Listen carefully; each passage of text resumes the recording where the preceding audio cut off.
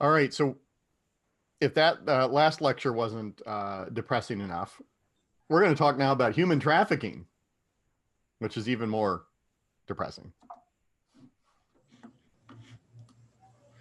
So I don't have any disclosures, of course.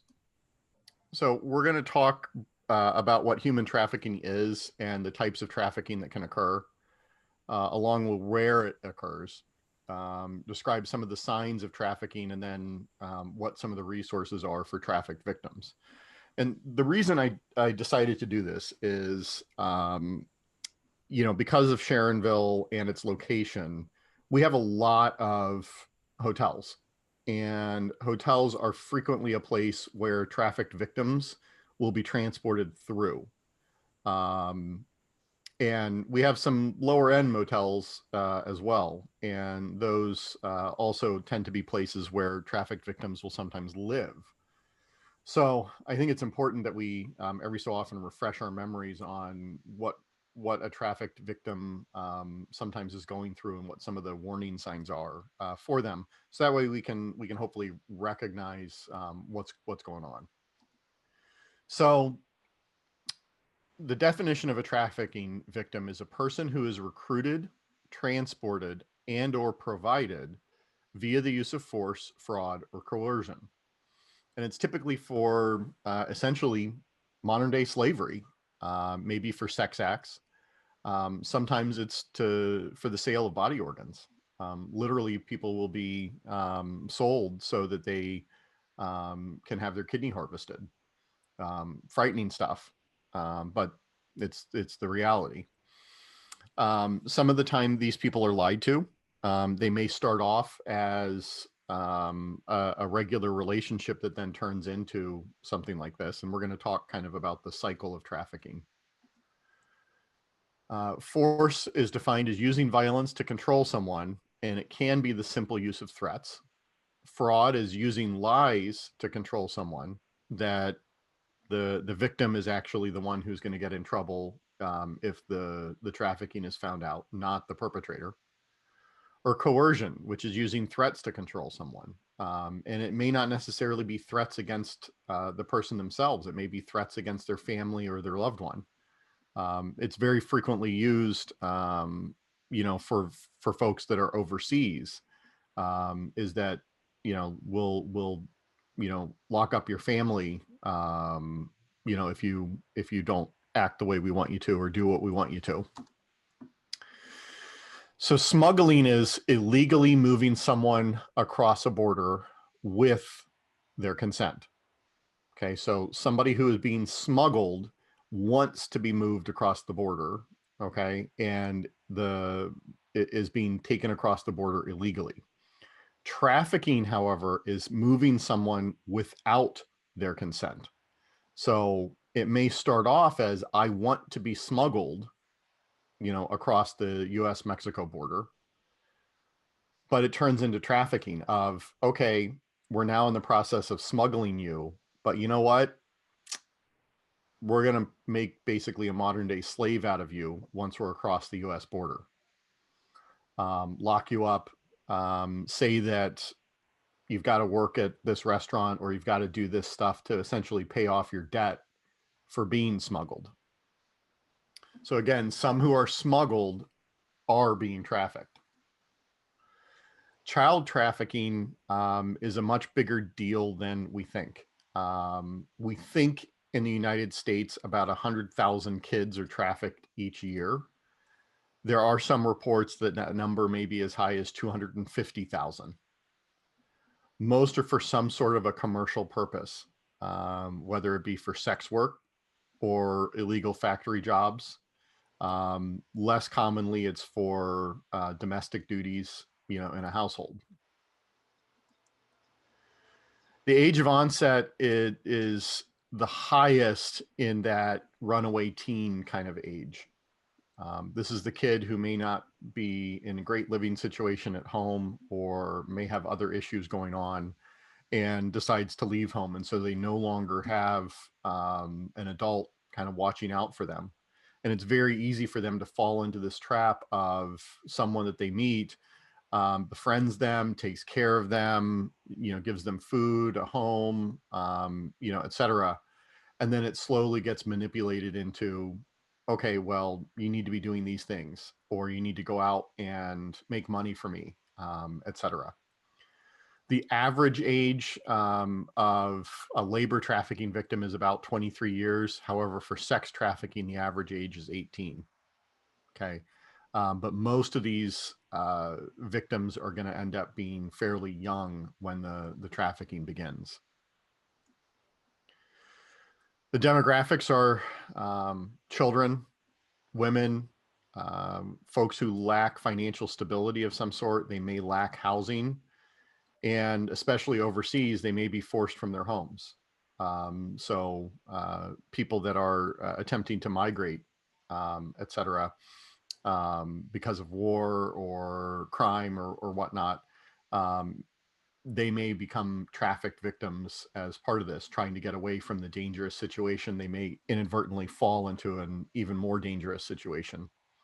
The long and short of it, though, is anyone can become a victim. There are people who are highly educated who have been victims of this, that come from well-off families, etc., and can be manipulated into being a trafficking victim.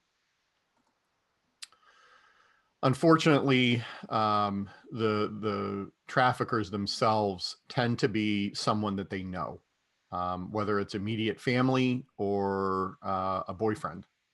Since a lot of these victims are going to be female, unfortunately, boyfriends will manipulate them into becoming a dancer or a sex worker or a domestic slave, essentially. Sometimes it's friends or friends of the family that may do this. It may be that someone overseas says, "Hey, I've got a restaurant. I need some extra help. If I bring you over here, you can come and live here and work at my restaurant and earn a living." And then it turns into well, I've got your passport now. You don't actually have a work permit, so you're working illegally. So if you go tell somebody, what I'm doing to you, then they're going to deport you, back to where you were. You may go to jail, things like that. And that's how they get manipulated into it. Same thing with employers. This unfortunately will happen, especially in the agricultural industry, where somebody will be working under the table and living in squalor, and really have nowhere else to turn as far as they can tell. And so they end up getting victimized as a result. The traffickers typically are going to look for somebody with some sort of vulnerability, whether that be, mental or financial or housing. They're going to look for somebody with a vulnerability. They sometimes will recruit online, in clubs, social media. Sometimes they'll be at shopping malls. Unfortunately, a large percentage of these start off as romantic, that then get twisted into actual trafficking. So it'll start on dates, and they'll place their victims into work for them, either doing sex work, where they're going out and doing some sort of sexual job. Could be dancing. They may work in the hospitality industry as repair people or housekeepers. The domestic services, where they'll start off as working for somebody in their house, and then it turns into a kind of indentured servitude kind of thing. Overseas, a lot of the time it will also be for factory work, where the factory will literally take away people's rights, not even let them leave the building necessarily. Um, and then in conflict zones, sometimes it'll be for military service, where essentially, if you don't fight for me, then I'm going to kill you, or I'm going to kill your family, or worse. And those tend to be, unfortunately, a lot of the time, young kids who become child soldiers. There's this cycle of trafficking. Party crews will go out for scouting and recruitment. The kids will still be in school. And that's when they begin to get recruited. It may be that vulnerable young girl who starts getting attention paid to them by an older male person. It then sometimes will go into campus and neighborhood exploitation, where they're manipulating them and grooming them. They'll still be in school, however, they'll be missing school because they're out with the trafficker. They may have decline in their academic performance because they're not able to do their homework anymore, or not able to stay awake during class because they've been victimized already. And then eventually they get trapped into this where they'll be completely into life, where they're no longer going to school. They may be a runaway from home at this point, and are now on the track and in the circuit. And whoever their initial trafficker is may literally sell them to other traffickers for a profit. And so they'll get moved around. And unfortunately, that's also part of the strategy is if I move you around enough, you don't develop relationships with people and don't know where to go for help. And so you can't get help. And so you're stuck now in this cycle. So some of the warning signs initially are these unexplained school absences or irregular school attendance, running away, somebody who's homeless. There may be an abrupt change in their attire, behavior, or relationships. There may be the presence of an older boyfriend or girlfriend, these bordering on inappropriate type relationships. They may be traveling with an older male who's not a guardian and doesn't let them talk. And that's kind of where we come in, where um, we show up to a hotel room because of a domestic violence kind of thing, et cetera. And we see a younger person who is there with somebody older that is not necessarily related to them. That may be a trafficking victim that you're taking care of. They may reference to traveling all over the place and bouncing from place to place. It may be that they've got all of a sudden expensive possessions. Their boyfriend or their girlfriend has just bought them this, fancy new watch that they really wanted, or these really nice shoes, etc. Again, trying to coerce them into sticking with the relationship. Sometimes they'll get branded or tattooed. These literally are, markings of victims who have been trafficked. And this allows the traffickers to basically, I hate to make this analogy, but basically know who their victims are. This shows ownership. I've actually seen these myself firsthand. The youngest I ever had was a 14-year-old who had these kind of markings. And luckily CPS was able to intervene and get that kid taken care of.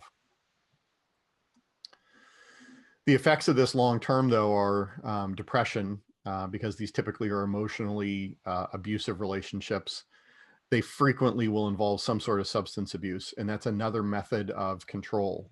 They'll get somebody addicted to heroin or addicted to methamphetamine, et cetera, and not provide them with money. So basically the only way they can get, high or get their, stay from getting withdrawals, et cetera, is by doing whatever the trafficker wants them to do. They frequently will have sexually transmitted diseases because a lot of these will have some sort of sexual work as part of it. There likely will be signs of trauma, domestic type traumas. A lot of the time, these folks will feel trapped and will have suicidal ideation. And they'll be suicidal because they literally cannot see their way out of the torture that they're being put through, and that death may be a better alternative to continuing with life. Long term, they may have PTSD as a result of this chronic trauma that occurs. And they may also be malnourished. A lot of the time, especially when it's a foreigner who's here illegally, they will not be fed adequately or enough. And so they frequently will be malnourished and can only earn their food or earn their water by doing certain things. Some of the medical indications that are red flags for us are if they're really delaying their medical care. These folks will sometimes, get medicine involved because they're having headaches or fatigue or vague abdominal pain or back pain. Those are the kinds of things that they may be using those as excuses to get out of the literal environment that they're in and try and get in front of somebody else who can potentially help them. They may have severe or untreated dental problems, high blood pressure, malnourishment, and again, drug or alcohol addiction. Some of the obstructions that we have to helping them is they may have fears of consequences from identifying themselves to others as a victim. They may get retaliation by the trafficker, especially common are threats against the family members or loved ones, or threats against deportation if they're here illegally or here working illegally. It may be social service interventions, that you're going to go to foster care. Would you rather be in foster care than, living with me? At least I'm giving you, all this, I'm giving you a new Game Boy or whatever. Use those kinds of coercive type things. These folks may be in a crisis mode and they may have trouble recounting all the history and their details. They may not even initially identify as being a trafficking victim. Oh, no, no, no, no. They love me. You just don't understand them. It's very similar to domestic violence situations. They sometimes will be extremely loyal to their traffickers because, again, they're kind of in this psychological trap of this person really is looking out for my best interests when in reality they're not. There also frequently will be cultural or language barriers. That is one of the main reasons why at the hospital we do not use family members or loved ones to do the interpreting for us anymore. Because unfortunately, these trafficking victims will sometimes not speak any English whatsoever. And so if we're relying on a friend or family member to translate for them, the questions that we're asking, we may not be actually getting the right answers back. And we also don't then have any ability to independently ask the person, whether or not they are a victim of trafficking.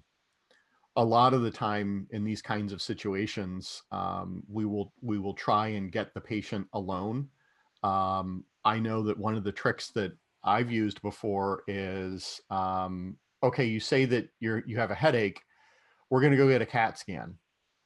And, you call over to radiology and you say, hey, I need you to act as if we're getting a CAT scan on this person because we need to get the person alone and by themselves so that we can ask them questions separately from whoever it's with. And it's a really easy thing for us to say, hey, we're going to go take so-and-so for a CAT scan. The radiation is dangerous to you, so you've got to stay here. And so we'll wheel them down the hall into the CAT scan room and talk to them there. They may have significant mistrust of health professionals. And part of the reason is some of the traffickers know the tricks that we will use and will tell them that at the hospital, we're going to try and lie to them or drug them or try and separate the two of them and not let them be involved.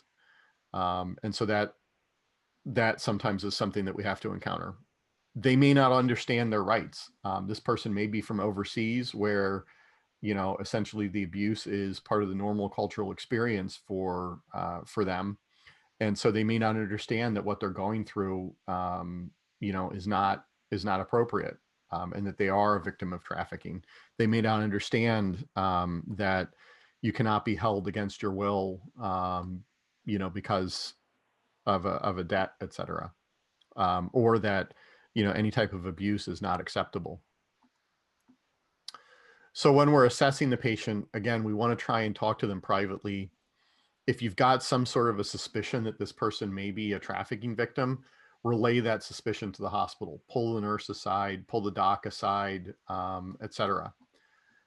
don't try and rescue the patient, because unfortunately that can sometimes make things worse. If you've got somebody that you're concerned is a trafficking victim and they're wanting to do a refusal on scene, don't really push the issue on scene, okay? Because that can then lead to essentially that victim being moved right away, because the trafficker may pick up that you're suspicious that something is going on, and so we may lose that window of opportunity to get them out of the situation and get help. In those kinds of situations, report your suspicions to law enforcement, so that way law enforcement can come by and evaluate the situation and kind of make some determinations on their own. Try and provide the victims an opportunity to leave the situation, even if what they are, maybe what you're dispatched for is kind of a low concern complaint. Offering to transport maybe that rescue. It may be, okay, I've got a headache, and they look fine, and you're kind of like, okay, well, why did you call 911? Still offering to transport that person to the hospital, that may be the out that they're looking for. It may be that they say, yes, I do want to go to the hospital and get this looked at by a doctor. And that allows you to then, get them out of the situation. So that way you can talk to them and potentially save them. You also sometimes want to provide resources to rescue themselves. I know one thing that some hospitals will do is they'll put up flyers in the bathrooms that will have a little piece of paper that you tear off, etc. And if you hand that piece of paper to somebody in the hospital, that's a signal that this person is a domestic violence victim or a trafficking victim, etc. And we need to get security involved and get the person separated from whatever situation they're in. Unfortunately, even with the best of intentions, not all these tactics work. One victim that I heard speak at a national conference one time said that not only was she being sexually exploited and had been essentially intentionally addicted to drugs by the trafficker, but they also brought along her two young kids, and the young kids would never be with mom unless the trafficker was there. Mom was never allowed to be alone with the kids because the trafficker would use the kids as leverage. So even when mom would go to the hospital or go to work, etc., with the trafficker, somebody else who was basically a co-conspirator with the trafficker would have the kids, and the trafficker would make it very well known that that's fine. You may get rescued, but I still have your kids, and you'll never see them again if you do this. And so that's what allowed her to continue to be victimized for a really long time. So there are some national hotlines that you can call or have the victim call. There's a national hotline. Cincinnati has a hotline, and there is housing available to these folks so that we can immediately squirrel them away and get them into a safe situation where the trafficker can't find them. There's also now a text messaging app where people can text text help or info to be free, and it will send back information on how to rescue yourself. I know some law enforcement places, some hotels, etc., will have these kinds of numbers posted. That way people can find them and maybe surreptitiously get help. I am providing a couple links here. There's actually a full online course that you can take that is just on human trafficking and how to create a human trafficking awareness program for your department through the U.S. Fire Administration. There's also an EMS specific system called Blue Wave. And I want to watch this video real quickly, and then we're going to be done with training. But this video is about, I think, 10 minutes long.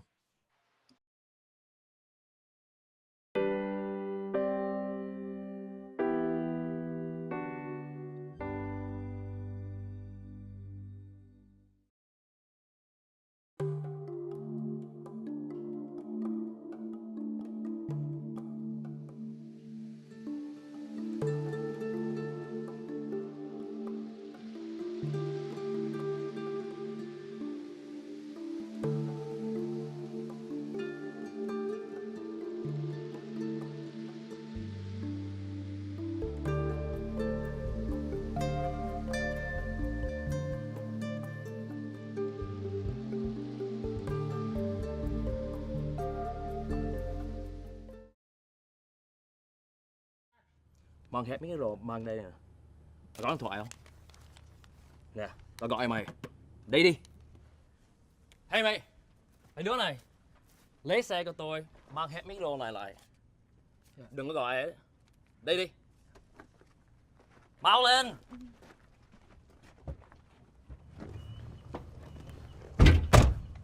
Nè, mày lo cái vụ này đi. Đừng có gọi ai đó. Mà không có nha là tao giết cả nhà mày á. Nè. Đi đi.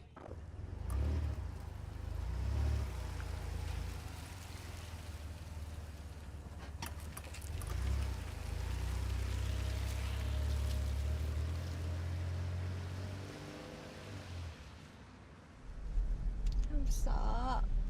Anh sợ không? Mà làm sao được? Ông chúa này á, ông không có sợ giết gia đình mình.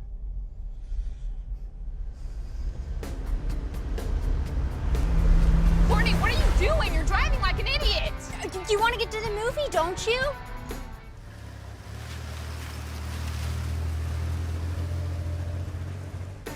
Look, it's playing at the gallery in like 45 minutes. I'll just text Josh when he's there. Let me see that. Courtney, what's up? Em có bị sao không? Đau tay. Mà cái xe, trời ơi, cái xe.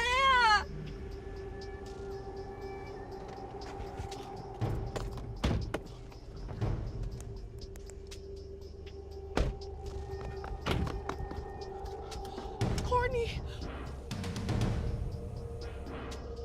There's been an accident at Bunker Lane and Main Street. Look at Katie. Oh my God, are you okay? Ê, ông chủ, xe của ông bị đụng. Họ đâm vô xe của ông. Yes, please send an ambulance. Thank you. Anh thấy người ta tới đây nè. Are you guys okay? Are you hurt? I've already called 911. Are you guys okay? Ông chủ này không?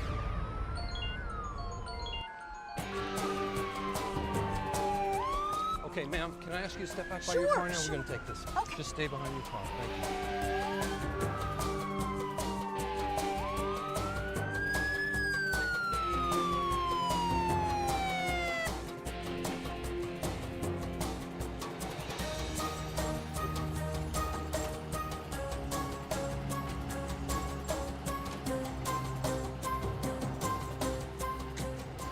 Just wait from the vehicle. Paramedics are on scene. Let them do their job. Paramedics on scene. Look, what do we know? I got two in here. Are you okay? Look, no. Stay right there. Are you okay? Nói nghe. Do you have any pain? Stay right there. Look, it looks like they don't speak any English. Can you find me an interpreter? Whoa, where are you going? But I know them. Can you interpret? Yes. They work for me. I'm their boss. Hey, Jack, this guy says he's their boss and he can interpret for you. Yeah, I need him. All right, come on. Talk to this guy. Can you translate? Yes. Can you ask them if they're hurt, if they're in any pain? Mày thấy mày làm cái gì với tao không? Mà phải chạy ra đó. Giờ lắc đầu nói không. Làm đi. They're okay. I'm gonna take them home now. It's really best if we do an injury assessment and take some vitals before you take them home and make that decision. They're fine, see? Just a scratch. They don't have to go to the hospital. Fine. If you'll just wait here, I really need you to sign a release form. Yes. Hurry.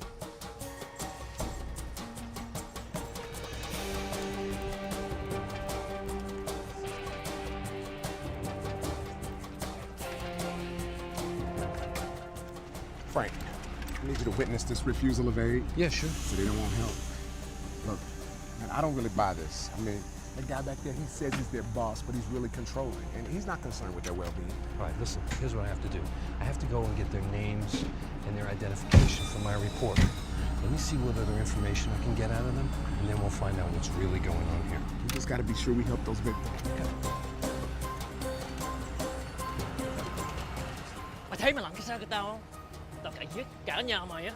Tao tắt tới nè, tụi nó kìa. Excuse me. I'm Officer Provost. You're not in any kind of trouble, okay? I just need some basic information. Help me out, okay? What are your names? Their names are difficult to spell. Here, you can write them down from here. Do you understand me? Im Lab. You be quiet. Do you work for him? Đừng có nói cái gì đó. I told you, Đừng có nói gì đó. be quiet. Where do you live?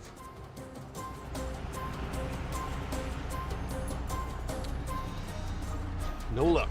I wasn't able to get one more thing out of him. You know, something is just not right. I mean, they are clearly scared of their boss, and I think they're lying about not being injured. And he's adamant about them not getting treatment. Something is wrong. Yeah, you know what? It looks and sounds just like human trafficking.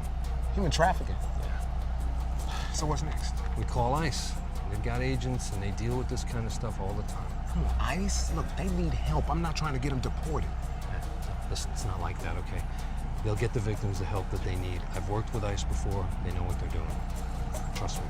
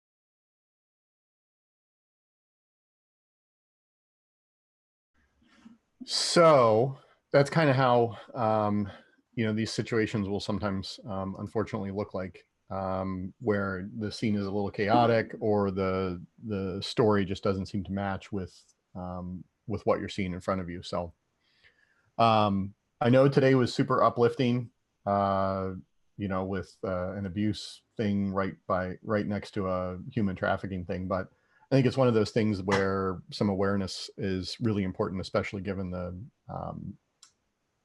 stuff we've got in our jurisdiction, for us to be able to recognize. So, questions for me?